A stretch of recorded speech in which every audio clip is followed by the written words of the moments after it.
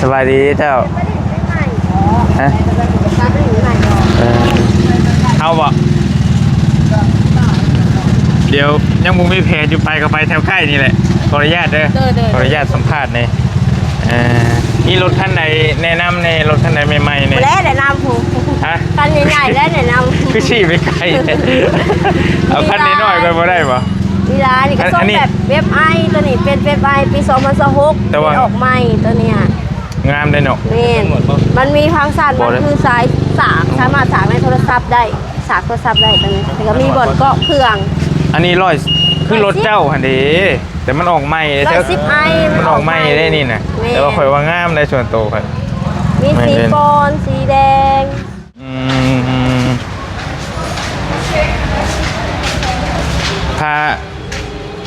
พาเมียมาเบิ่งนั่น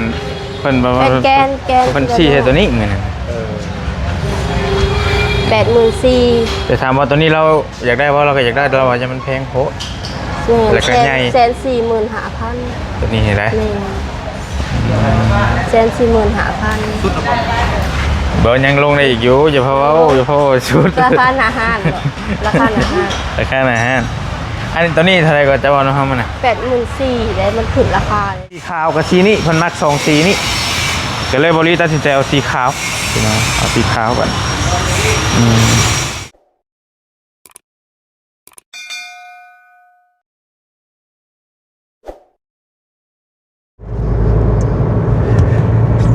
กราบทักทายสบายดีตอนบรรยากาศช่วงสายๆเด้อพี่น้องเด้อบอลลี่กำลังเดินทางมาหับเบ่ายาวก่อนเนาะต้องบอกว่าคลิปนี้เป็นคลิปที่บอลลี่ตื่นเต้นหลายนอนจนบ่หลับแต่เมื่อคืนกะบ่มีหยังหลายพี่น้องแต่ว่ามันรู้สึกว่ามันตื่นเต้นจังได๋บ่ฮู้บอลลี่สิออกมาซื้อรถไปเซอร์ไพรส์ทางแม่น้องยุริเพิ่นก่อนเนาะคือมื้อนี้หันเป็นวันเทศกาลสงกรานต์เป็นวันที่เพิ่นเริ่มลิ้นอยู่บ้านเฮาและบอลี่ให้แม่น้องยุริเพิ่นลงไปเพิ่นเอิ้นรถน้ำพระอยู่ลุมพุทธและบอลี่บอกว่าบอลี่สิลงไปตามหลังบอลี่ก็เลยลอยออกมาซื้อรถแล้วสิเข้าไปเซอร์ไพรส์เพิ่นก่อนนะเพิ่นบ่ได้ฮู้หยังเลยนะมีแต่ทางเมียบอลี่เพิ่นก็ขี่รถเก่าบอลี่ตั้งแต่หลายปีแล้วพี่น้องเอ้ยแล้วก็รถบอลี่ให้มันไปไกลบ่ได้เดินทางไกลบ่ได้เพิ่นก็บ่นอยากได้ตั้งแต่โดนแล้วนะรถบอลี่ซื้อตั้งแต่บอลี่ยังบ่ทันได้มาอยู่กับแม่น้องยุริมาอยู่กับเพิ่นก็โอ้ย5-6 ปีแล้วบ่6-7 ปีแล้วบ่นี่อยู่กับแม่น้องยุรินี่ก็โดนเติบพี่น้องไอ้เนาะก็สิเตรียมไปเซอร์ไพรส์เพิ่นก่อนเนาะเป็นรางวัลของขวัญปีใหม่ให้เพิ่นก่อนเพราะว่าเพิ่นเองก็เลี้ยงลูกเลี้ยงเต้ามาเมื่อยลายแหละพี่น้องก็มีรางวัลให้เพิ่นพอมีเหือมีเฮงแน่ว่าซั่นดอกเนาะก็คลิปนี้เบาลี่จะไปล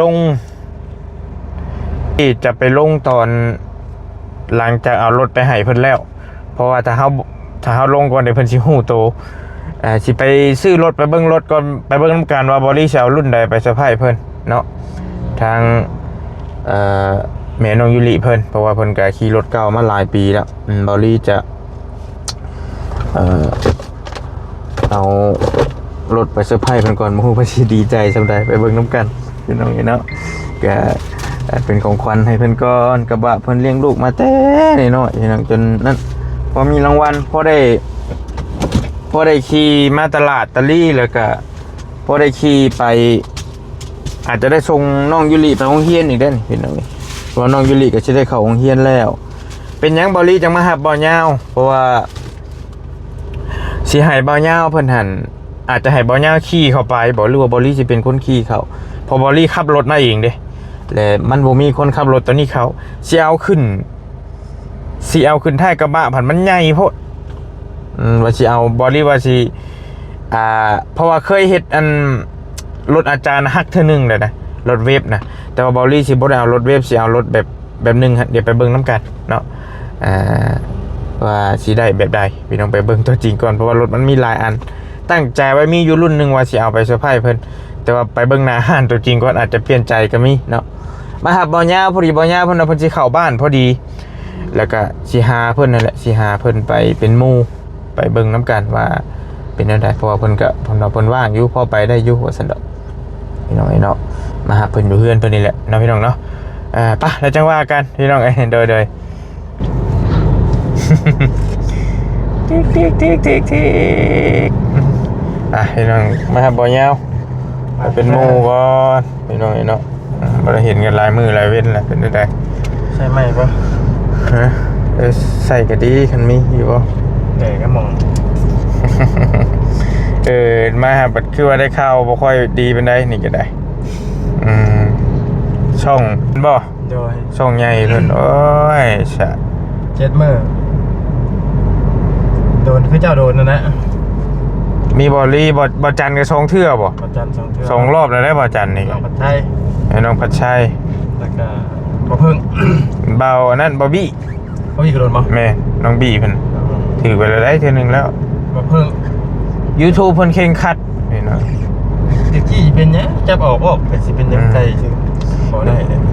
ไปถ่ายไกด์ติ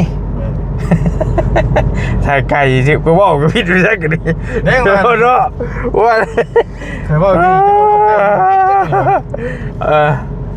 บ่ยาวเพิ่นไปถ่ายไก่เมื่อวานนี่ไก่ตีไก่ชนน่ะนะติบ่ถ่ายเฮาก็บ่ได้แบบบ่ได้ถ่ายบ่รุนแรงอ่ะนะแค่ว่าเขาเอิ้นมาเกลือเขาก็เฉยนะว่าตัวนี้เป็นจังได๋เห็นนะคือจังว่าพิลึกพิลือติตัวนี้ตัวราคาเท่าไหร่ถามน้องวันนี้ซื้อไปนะบ่อะไรนะเห็นไหมสมาชื่อยังก็สิให้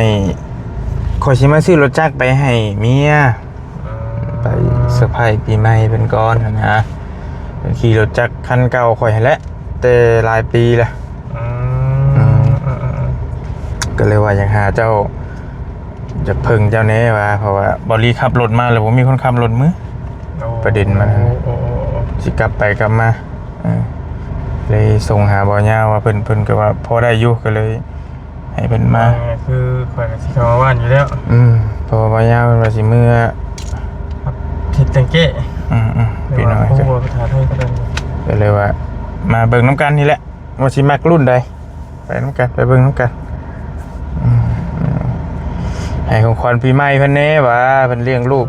จน 2-3 ปีแล้วก็จักสิว่าแนวใดพอได้เพิ่นขี่มาตลาดตะลี่แหละก็อาจจะได้ขี่มาส่งลูกเขาโรงเรียนนำอีกได้นี่บ่รู้ว่าได้เพราะว่ามอเลยก็สิวางแผนใส่ลูกเขาโรงเรียนอยู่แล้วเนาะก็แม่นก็จะได้เข้าโรงเรียนแล้วใครดอกยังมีน้องอยู่เด้มานำจังว่ากับพ่อได้ใช้ได้ซอยนี่เลยรถเนาะมันต้องมีใช้เลยเขาควรใช้อยู่แล้วแต่ว่ารถบอลลี่นั่นรถคันเก่าน่ะมันไปไกลบ่ได้ว่าซั่นซะพี่น้องคือรถลายเถอะวะโอ้บัดเพิ่นสิลายก็ได้เฮาสิไปเฮาสิเข้าทางใดบ้านคือลึกแท้เฮ้ยบัดลายก็เนาะ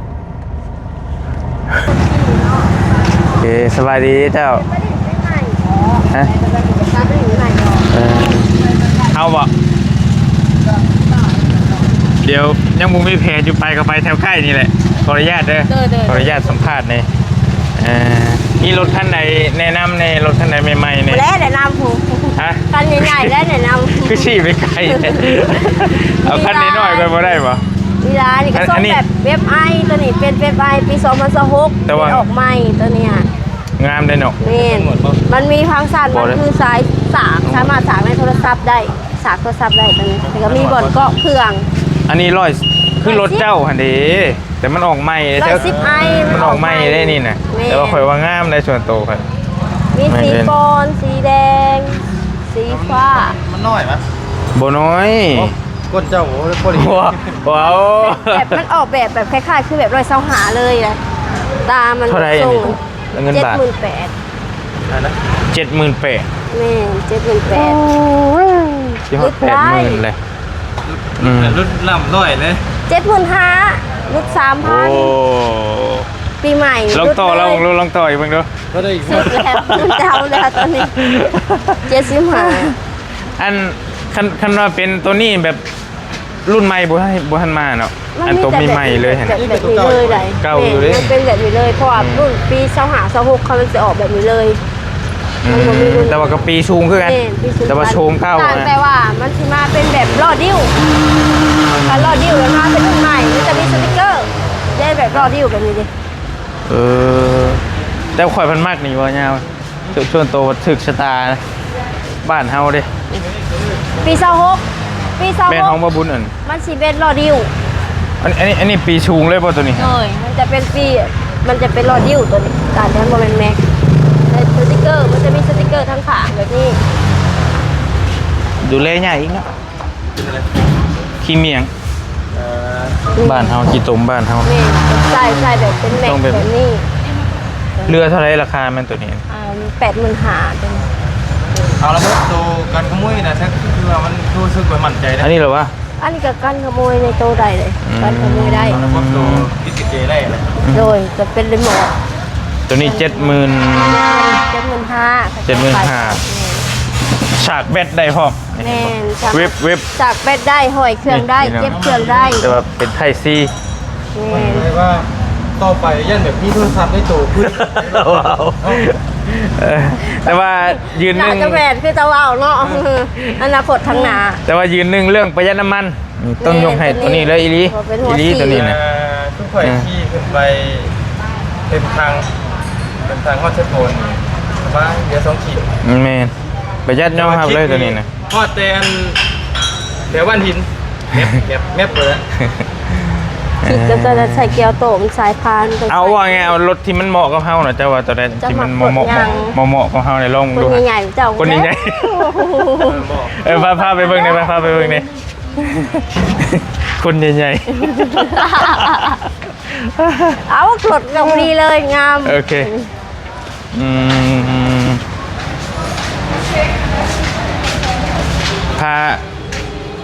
พาเมียมาเบิ่งนั่นเพิ่นบอกว่า เป็นแกน เพิ่นชี้ให้ตัวนี้เหมือนกัน 84,000 แต่ถามว่าตัวนี้เราอยากได้เพราะเราก็อยากได้แต่เราว่าจะมันแพงโห แล้วก็ใหญ่ 145,000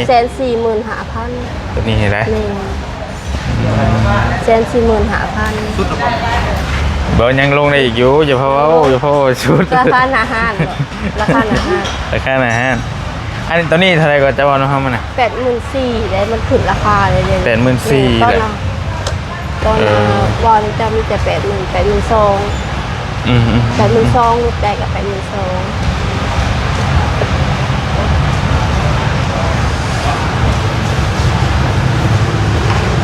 เบิ่งจ้ะ คันว่าเป็นเจ้าเสียเอาสีใดบ้าง มีแดงกับขาวว่าตัวใด นี่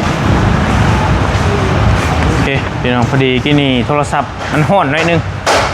แต่เลยพักเบรกก่อนเลยตอนแรกหัน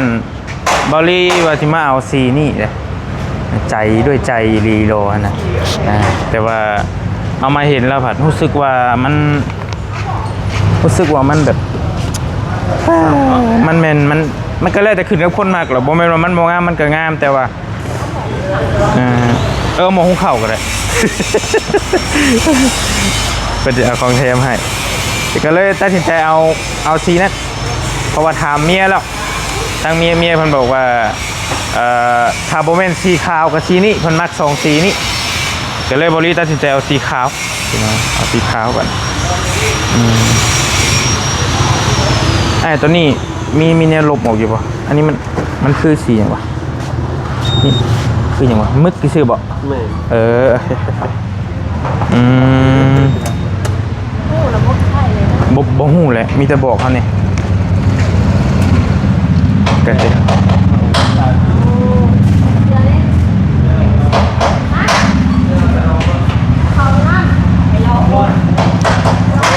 แล้วก็ใช่กันที่นี่ คล้ายๆพริก แค่เดียวก็ต้อง อันเดียวกับพริก กำลังจะขึ้นนั่งกินแล้วได้เป็นสีขาวนี่แหละเบิ้งนี่แหละกับเบื่อ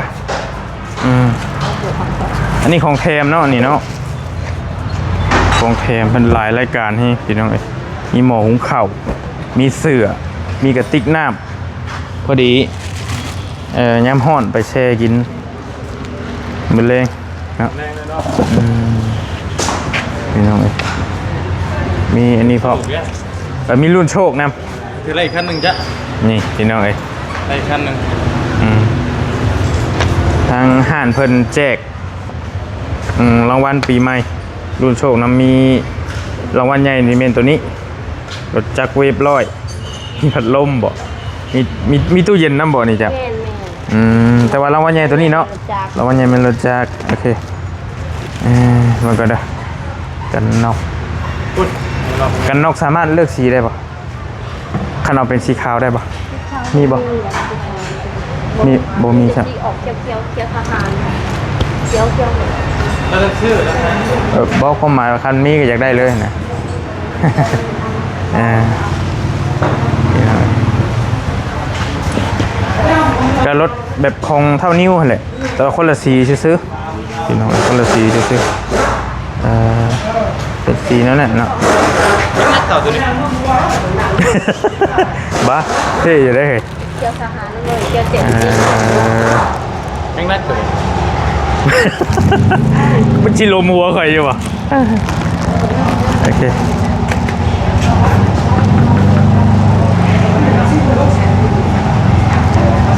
เอาสีนี้เอาตัวนี้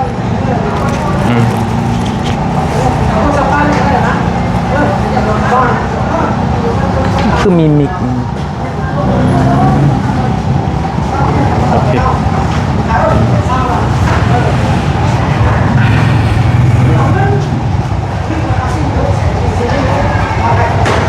มันจีถ่ายรูปเขาแล้ว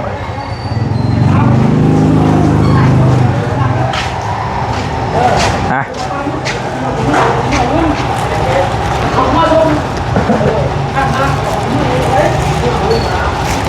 โอเคเขาต้องจับบ่ที่บ่ยืนที่บ่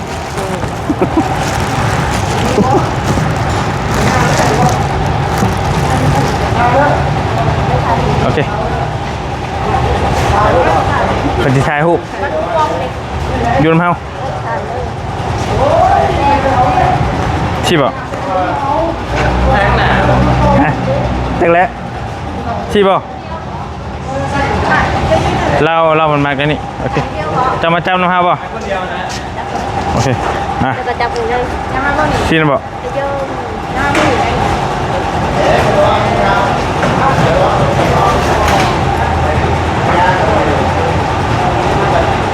โอเคพอให้ได้อีกคันหนึ่งใช้กระเจดิต้องปอนลงนี่ปะโอเค ได้เองก็ใช้รถคัน พอให้ได้อีกคันหนึ่งเชียวไปขายไปเติมน้ำมันโอเค แล้วคนที่แนะนำใส่หมดเนี่ย ระบบออโต้เคยขับไหมเนาะ เคยขับแต่คลิกไอ้ คือการต่างในเป็นรีโมทดูสิรีโมทเนี่ยสามารถจับสัญญาณในแมตหนึ่งถ่าออกมาจากรถเลยมันจะใช้การบ่ได้ถ้าใกล้รถ โอ้ มาเป็นการได้ โอเค ประมาณนั้นแหละตัวนี้เป็นรหัสของรีโมทเก็บไว้แล้วก็ถ่ายผู้ไว้นำแต่ว่ารีโมทเสียเอารหัสนี่มาจูนใหม่จะเสียโบราณถ้าผู้มีรหัสเสียหลายจูนได้หรือเสียหลาย อันเดียวเนาะนี่อันพวก แม่นรีโมทอันเดียว ได้อันเดียวเนาะเออ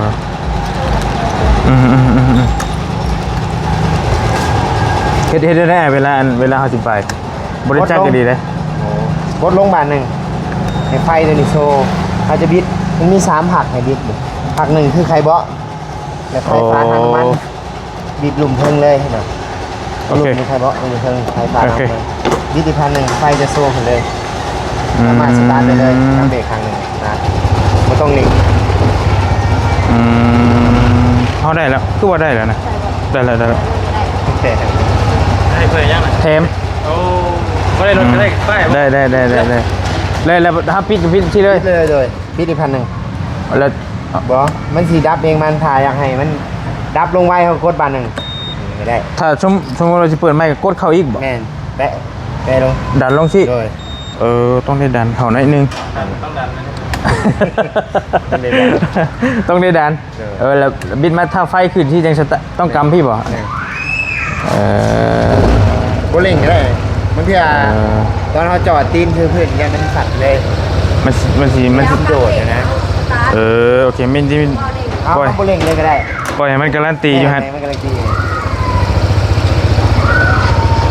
โอเคและอันนี้มันมีครับประกันกันละ จัก8 เดือน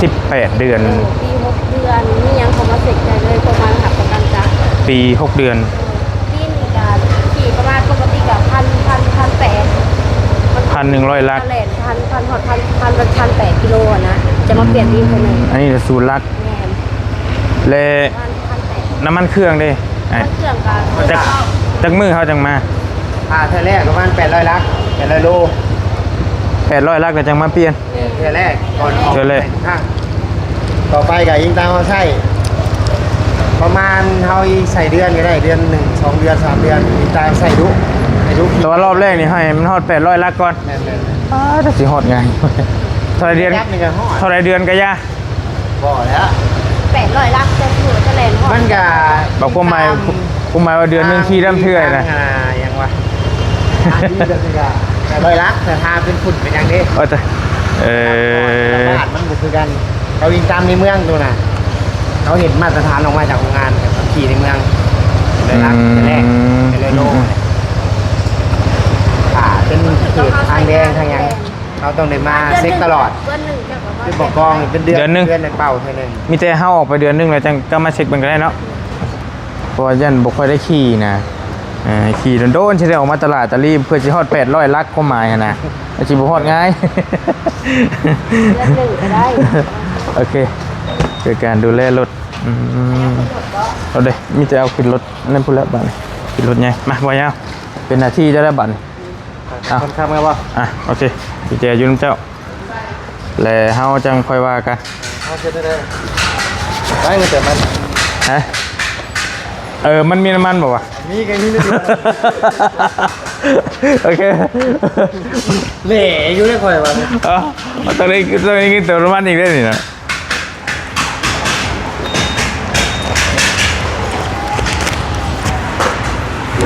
โอเคเอาเติมเซนนี่ก็ได้ขาดจิ๊บไปกับซื้อกาแฟกินเดี๋ยวเจ้าก็ไปจอดท่าคอยอยู่พุ่นแหละอยู่แถวโฮมๆแถวทางเข้าบ้านก็ได้ เพราะว่า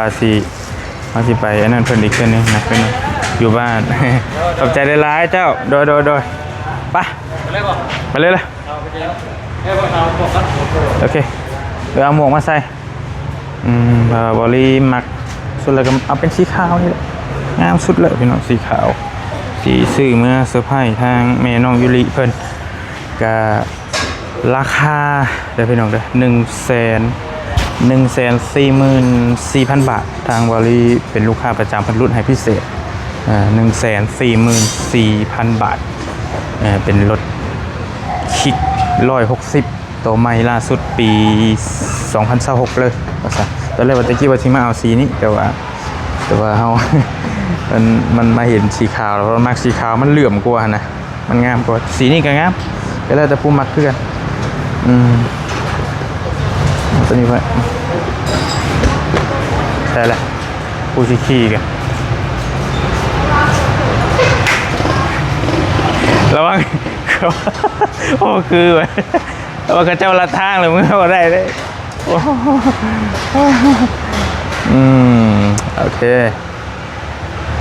รถหายกระลงมาใหม่ๆเลย